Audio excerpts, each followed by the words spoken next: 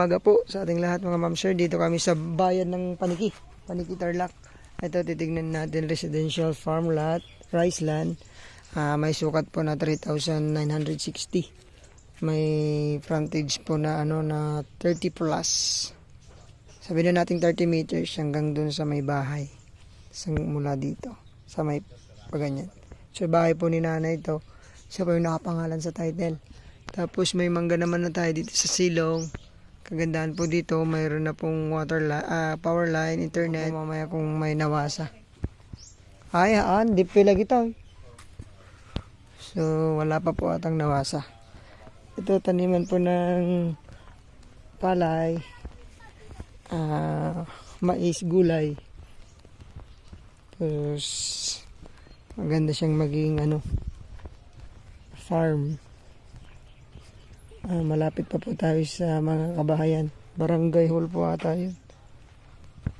Dito yung end po ng property sa pilapil na to. Ayan, diretso pa ganun. Tapos hanggang dun po yung property natin.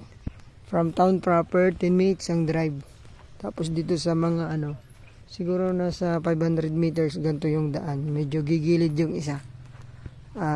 Meron siyang simentado pero parang one way siya. Pero pasok naman yung four wheels. Gigilid nga lang yung isa. Bigayan. So maganda rin dahil maliit na portion lang, 3,960. Sa mga naghahanap po ng maliit na farm dito po sa bayan po ng Paniki Tarlac, baka magustuhan niyo po ito. Property na to. Meron siyang ilog dyan sa likod. So, ang price nila dito, ang sagot at 1M, pero sagot nila po ang capital gain tax at agent. So, tawad na lang po tayo sa personal. Baka magustuhan po at magkasundo kayo ng seller natin. Ito ang gaganda po ng kanilang palay. Dahil malapit sa river, mayroong pagkukunan po ng tubig. Ayan po ang tatabaw.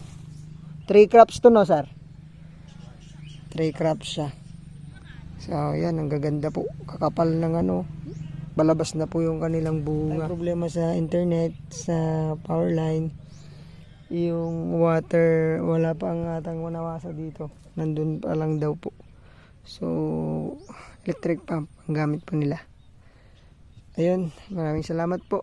Ulitin ko, bayad po ng Paniki, 3,960 square meter title property.